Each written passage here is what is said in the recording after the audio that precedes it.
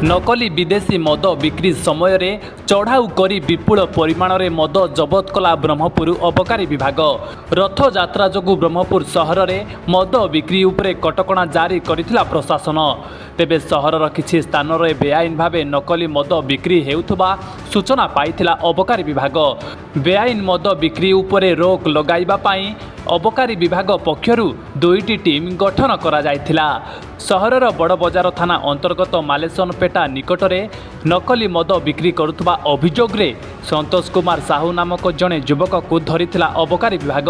संतोष ठारू 58टी नकली मद बोतल जबत करा जायथिला। एहापरे प्रेमनगर मुख्य रास्ता रे नकली विदेशी मद बिक्री करा जाउथबा अभियोग रे चढ़ाऊ करा जायथिला।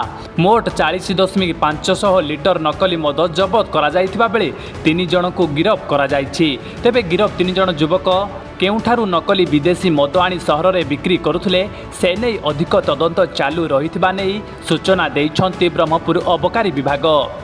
प्रवीण प्रधान आमर सुपरटेंडेंट प्रवीण प्रधान निर्देश रे गोटे आम स्वतंत्र टीम गठन करथिलु जेउतरे कि हमर ईआईबी यूनिट एवं डीएसएफ यूनिट एवं सदर रेंजर बछा बछा कर्मचारी एवं स्टाफ एवं ऑफिसर मानक नेइकिरी आम गोटे स्वतंत्र टीम गठन करथिलु। एवं जेहेतु काली समस्त ब्रह्मपुर टाउन म्युनिसिपालिटी एरिया रे समस्त फॉरेन लिकर दुकान सब सील होता कलेक्टर निर्देश मते तेणुक आमर जो स्वतंत्र टीम गठन कराइला ये ब्रह्मपुर टाउन विभिन्न अंचल रे तनखी चलते से आम हूँ काली तनखी समय आम हूँ बड़ बजार थाना अंतर्गत गोटे मालेसन पेटा से गोटे पिला को आम धरिलु ता ना है संतोष कुमार साहू जहाँकि से तार से 58 नंबर्स ऑफ मैकडल नंबर 1 और डुप्लीकेट मैकडल नंबर 1 से नहीं।